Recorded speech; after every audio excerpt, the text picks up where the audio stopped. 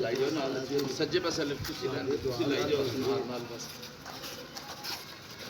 उसे बैगम बैगम बताना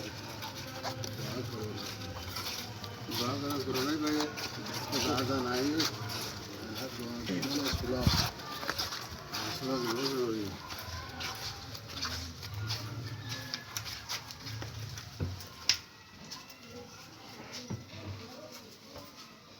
बस जितना नींद है ना पूरी हो रहा तो